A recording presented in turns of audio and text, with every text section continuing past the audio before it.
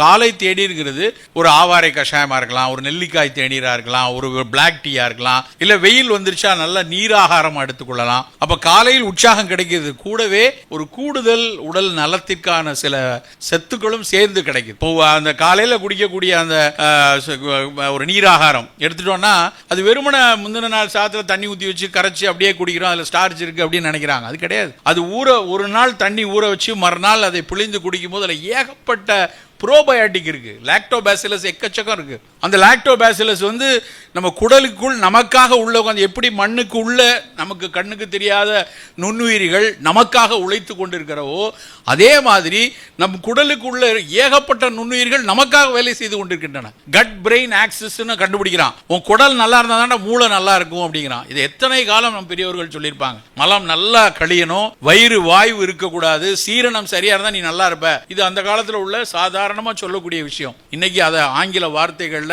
if you have probiotic, your probiotic dose நல்லா இருந்தனா உன் gut brain axis நல்லா இருக்கும், gut brain axis நல்லா இருந்தனா உன்னுடைய presence of mind நல்லா இருக்கும், உன் மெட்டபாலிசம் நல்லா இருக்கும். எவ்வளவு ஆய்வுகள். ஒரு நான் 3 மாதத்துக்கு முன்னாடி அமெரிக்கால பாஸ்டன் நகரத்துக்கு போயிருக்கேன். அங்க மெசச்சூட்ஸ்ல இருக்கக்கூடிய மருத்துவத்துறையினுடைய மாபெரும் ஆய்வுகள் எல்லாம் நடக்கிற இடத்துல ஒரு தமிழ் பேராசிரியர் 2 பேரும், அவங்க கணவன் மனைவி 2 பேர் இங்க இருந்து படிச்சு போனவங்க. அங்க மிகப்பெரிய ஆய்வு அறிஞர்களா இருக்காங்க. என்ன ஆய்வு பண்ணி கொண்டிருக்கிறார்கள் அப்படின்னா, சார் உங்க சப்ஜெக்ட் தான் பண்ணிட்டு இருக்கேன். அவ்வளோ ஆனந்தமா என்கிட்ட பேசிட்டு இருந்தார். சார் என்னென்ன உணவுல எல்லாம் எப்படியான ப்ரோபயோட்டிக் இருக்கு, ஆப்பத்துல எப்படி ப்ரோபயோட்டிக் இருக்கு, பழஞ்சோறுல என்ன ப்ரோபயோட்டிக் இருக்கு, தோசை மாவுல என்ன ப்ரோபயோட்டிக் வருது, புளிக்கிற வைக்கக்கூடிய எல்லாத்துலயும் கல்லுல, தென்னங்கல்லுல, பனங்கல்லுல எல்லாத்துலயும் என்ன ப்ரோபயோட்டிக் இருக்குன்னு ஆராய்ச்சி செய்து கொண்டிருக்கிறார்.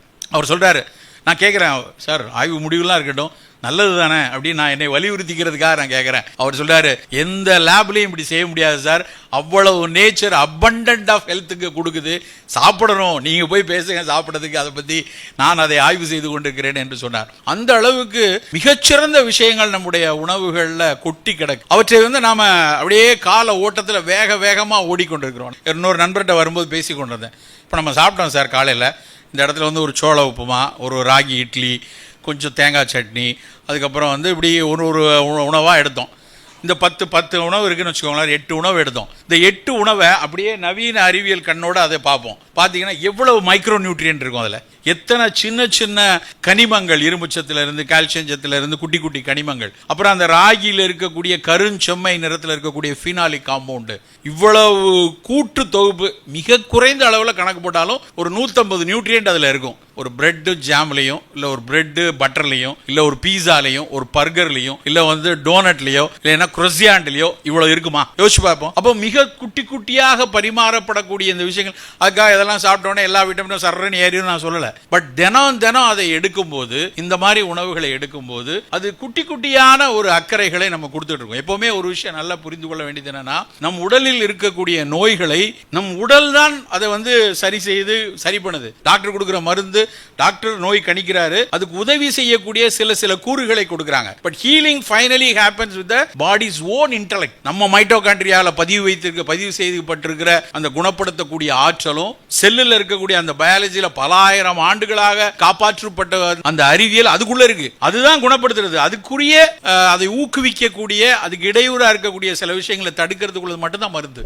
அப்போ அதை ஒவ்வொரு நாளும் செம்மைப்படுத்தக்கூடிய உணவுகளில் நாம அக்கறை இருந்துகிட்டே இருக்கும். காலையில பானமா இப்படி எடுத்துக்கலாம், காலை உணவா இது போன்ற ஒரு சிற்றுண்டிகள்ல அதிக புரதச்சத்து இருக்கணும். புரதச்சத்து இன்னைக்கு ரொம்ப குறைவா இருக்கு. நம்முடைய செல் மீடியேட்டட் இம்யூனிட்டின்னு நோய் எதிர்ப்பாற்றலை கொடுக்கக்கூடிய அந்த ஆற்றல் புரதத்துல தான் நிறைய இருக்கு. நம்ம தாவர புரதங்கள் மட்டுமே எடுக்கிறவங்களுக்கு கொஞ்சம் குறைவா தான் கிடைக்கும். அப்ப கூடுதலா தாவர புரதம் எடுக்கணும். அப்ப சுண்டல் கண்டிப்பா இன்னைக்கு சுண்டல் இருந்தது, இப்ப உட்காரும் போது நிலக்கடலை கொடுத்தாங்க, கொஞ்சம் கொஞ்சமா புரதத்தை சேர்த்துக்கிட்டே இருக்கணும். இல்ல மரக்கறி எடுத்து அது மாதிரி புலால் எடுக்கிறவங்களுக்கு கொஞ்சம் கூடுதலா கிடைக்கும். மீனோ முட்டையோ எடுக்கும்போது அந்த ஹோல்சம் புரோட்டீன் கொஞ்சம் கூடுதலாக கிடைச்சிரும். ஒரு நாளைக்கு இப்போ என் இடம் 68-70 கிலோ இருக்கிறேன்னா 70 கிலோக்கு 70 கிராம் புரதம் வேணும். இப்போ காலையில் இவ்வளோ நேரம் சாப்பிட்டதுல எவ்வளோ புரதம் வந்திருக்கும்? 15 கிராம் இல்லை 18 கிராம் தான் வந்திருக்கும். அதிகம் கணக்கு போட்டு பார்த்தா 15 கிராம் தான் இருக்கும். அப்போ நம்ம மத்தியானம் நைட்டெல்லாம் மேக்ஸிமம் பார்த்தா 40க்கு மேலே தாண்டாது. வெஜிடேரியனா வெறுமனா எடுக்கும். அப்போ நம்ம ஒரே ஒரு முட்டையை சேர்த்துட்டோம் அப்படின்னா ஒரு 12 கிராம் டபால் ஓடி வந்துடும். அப்படி புரதங்களும் நமக்கு வேணும். இல்ல சார் நான் மரக்கறி மட்டும் எடுக்கலாம் நினைக்கிறேன்,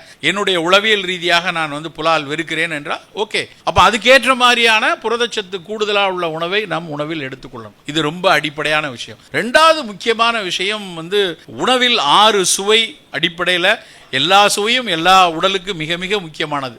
எந்த சுவையும் தவறு, எந்த சுவையும் இழுக்குன்னு கிடையாது. ஆனா அந்தந்த சுவை அந்தந்த அளவுல இருக்கணும், அந்தந்த வயதுக்கு ஏற்றாற்போல் இருக்கணும். இப்போ நீங்கள் இருக்கிறதுல பெரும்பாலும் 40-50 வயதை ஒட்டியவங்க நிறைய இருக்கும். நம்ம எல்லாருக்குமே ஆகாத 2 சுவை இனிப்பு உப்பு தான். சுகர் இருக்கு, பிபி இருக்குலாம் ரெண்டாவது.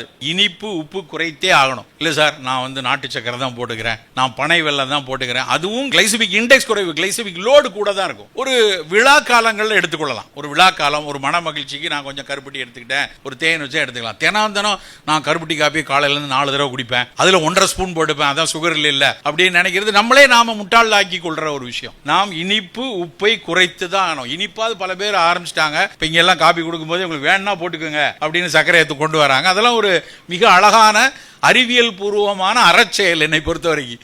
அது ரொம்ப முக்கியம்.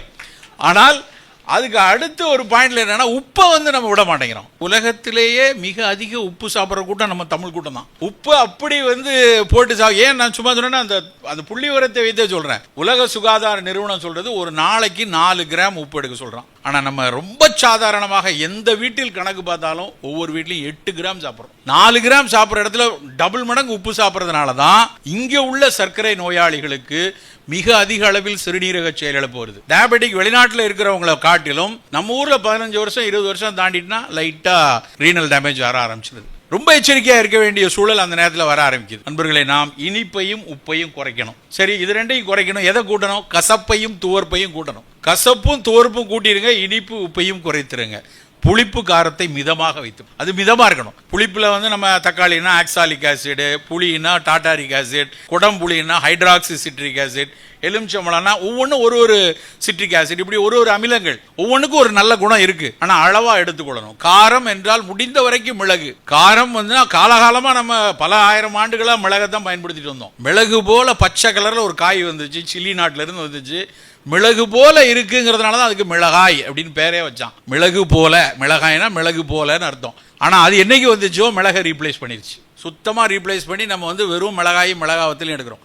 மிளகாவத்தில் மேல நாம காட்டுற பற்று இருக்கு இல்லையா, அது பயங்கர கோமா. ஒரு சமயத்துல வெள்ளரிக்கால மிளகாவத்தை பொடியை போட்டு சாப்பிட்றாங்க. அதுக்கப்புறம் கொய்யாப்பழத்துக்கு மேல வெள்ளரிக்காய் அது மிளகாவத்தை பொடி, எதுலனாலும் மிளகாவத்தை பொடியை போட்டு, அது பெரிய அயோக்கியத்தனம். நிறைய நேரத்தில் காரில் போகும்போது உளுந்தூர்பேட்டெல்லாம் தாண்டும் போது வெளியே அந்த நல்ல இளம் கொய்யாவும் வெள்ளரியும் பார்த்த உடனே வாங்கி சாப்பிடணும்னு தோணும். அவங்க வரும்போதே பெரிய அந்த டைம் பாம் மாதிரி கையில் மிளகாத்த டப்பா வச்சுடுவான். அந்த பாட்டில் கொஞ்சம் தூர வச்சுட்டு அதை மட்டும் கொடுங்க, கொய்யாவை மட்டும் கொடுங்கன்னா, சார் போட்டுக்கங்க சார் நல்லா இருக்கும். ஐயோ வேணாம். ஏன்னா மிளகாய் வெற்றலை தூவி சாப்பிடக்கூடிய பழக்கம் நமக்கு ஒருபோதும் இருந்ததில்லை. பல இலக்கிய நூல்கள் படிச்சு பாரு, எங்கேயாவது மிளகாய் வத்தலை தூவி இருக்காங்களா? அப்படி தூவி சாப்பிட்டதே இல்லை. சுவைக்கு அடிமைப்பட்டு நமக்கு அந்த கார உமிழ்நீரை சுரக்க வைக்கக்கூடிய அந்த கார சுவைக்கு அடிமைப்பட்டு நம்ம இப்படி எல்லாத்துக்கு மேலேயும் மிளகாவத்தில் போட்டு கொண்டிருக்கோம். வேண்டாம். ஏன் அதை சொல்றேன் அப்படின்னா, வரும்போது இப்ப கூட ஒரு நண்பர்கிட்ட பேசி கொண்டிருந்தோம். ஒரு மருத்துவர் நண்பர் பேசும்போது சொன்னார், பெரிய அளவுல மிகப்பெரிய அளவுல ஆண்களுக்கு, நிறைய ஆண்கள் இருக்கீங்க, ஆண்களுக்கு கூடி வரக்கூடிய புற்றுநோய்கள்ல குடல்லையும் இரைப்பையிலையும் வர புற்றுநோய் கூடிக்கொண்டே இருக்கு. எந்த விதத்திலும் தீங்கு ஆன வாழ்வியல் இல்லாத, புகை பிடிக்காத, மது அருந்தாத, மிகச்சிறந்த உடல் பயிற்சி பண்ணக்கூடிய ஒரு நண்பர்கள்ல ஒரு சிலருக்கு வந்தப்போ வேதனையா இருந்துச்சு. எதனால இப்படி வந்துச்சு, ஏன் புரியவே இல்லை. ஆனா திடீர்னு 6 சென்டிமீட்டர்ல ரொம்ப எதுகழிச்சுக்கிட்டே இருக்கு சார்னு சொல்லிட்டு இருந்தாரு.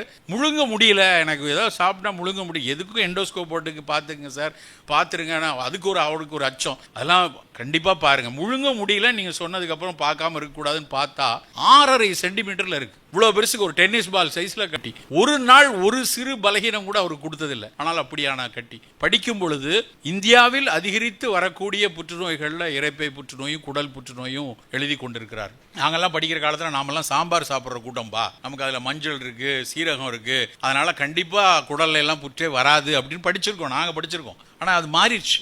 பெரிய அளவில் இது. இப்போ நீங்கள் போய் இங்கே உங்களுக்கு திருப்பூர், கோயம்புத்தூர் சுற்றி 1000 மிகப்பெரிய ஆஸ்பத்திரி இருக்கு. எங்கே போய் டேட்டா கேளுங்க, கோலன் கேன்சரும் கேஸ்ட்ரிக் கேன்சரும் கூடி கொண்டிருக்கு. அதுதான் எல்லா இடத்துலையும் சொல்றாங்க. அப்போ ஏன் அங்கே வருது? அங்கே ஏதோ ஒரு இன்ஃப்ளமேஷனை ஏதோ ஒரு பொருள் உருவாக்குகிறது. மிளகாவத்தலா, இல்லை காற்றில் இருந்து வரக்கூடிய மாசுபாடா, இல்லை மனதில் இருக்கக்கூடிய அழுத்தங்களா, ஏதோ ஒன்று உள்ளே போய் அதை உருவாக்குகிறது. அந்த இன்ஃப்ளமேஷனை உருவாக்குற நமக்கு தெரிகிற விஷயத்தை தவிர்த்துடுவோமே. தெரியாத எங்கேயோ ஒரு காத்துல ஒன்று கலந்து உள்ள வந்துச்சுன்னா அது விதி, போனா போகுது. ஆனா மிளகாவத்தல் தெரியும், இப்படி மிளகாவத்தை புடிய போய் தூவி சாப்பிடக்கூடாது. அதுக்கப்புறமா அதை போய் ஏன் செய்யணும்? நண்பர்களே, நாம் மிக மிக எச்சரிக்கையாக ஒரு வேளை உணவிலும் அக்கறையை அதிகம் செலுத்த வேண்டிய காலம்.